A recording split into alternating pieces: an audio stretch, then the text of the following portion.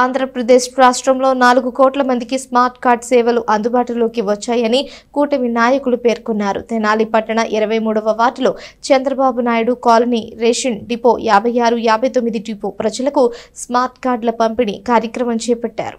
స్థానిక చంద్రబాబు నాయుడు కాలనీలోని 56, 59 డిపో ప్రజలకు స్మార్ట్ కార్డులు పంపిణీ కార్యక్రమం జరిగింది. తెనాలి నియోజకవర్గం తెలుగుదేశం పార్టీ నేత, పెదకాకాని మండలం తెలుగుదేశం పార్టీ నేత కందుల వేణువర్ధన్ మాట్లాడుతూ కూటమి ప్రభుత్వం అధికారంలోకి వచ్చాక నూతన విధానాన్ని తీసుకువచ్చిందని చెప్పారు. ఏటీఎం కార్డు తరహాలో సరికొత్త స్మార్ట్ కార్డు రేషన్ కార్డులను రూపొందించిందని తెలిపారు. ఈ కార్యక్రమంలో తెనాలి పట్టణ 23వ వార్డు తెలుగుదేశం పార్టీ అధ్యక్షులు ముంగమూరి హైమారావు, పట్టణ 23వ వార్డు జనసేన పార్టీ అధ్యక్షులు చెట్టుపల్లి శ్రీనివాసరావు, పట్టణ 23వ వార్డు తెలుగుదేశం పార్టీ నాయకులు వేముల రాజేష్, గంటా రవికుమార్, పట్టణ 23వ వార్డు జనసేన పార్టీ నాయకులు Mallika, Dudala Lakshman, ration depot dealers Somisetti Pullarao, Shaik Ismail, సచివాలయం సిబ్బంది, కూటమి నాయకులు పాల్గొన్నారు. అందరికీ నమస్కారం.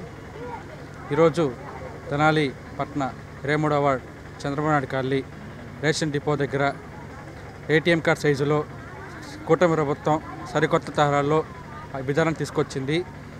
గౌరవ రాష్ట్ర మంత్రివర్యులు నాదెళ్ల మనోహర్ గారు, ఎమ్మెల్సీ ఆల్పాటి రాజేంద్ర ప్రసాద్ గారు నిన్న ఈ ప్రోగ్రాంని అధికారంగా లాంఛనం చేశారు. ఈరోజు 23వ వార్డ్ కూటమి నాయకులందరం ఈ ఏటీఎం కార్డ్ సైజులో ఉన్న ఈ స్మార్ట్ కార్డులు అందరూ కూటమి ప్రభుత్వం నాయకులందరం ఘనంగా ఈ కార్యక్రమం జరుపుకోవడం జరిగింది.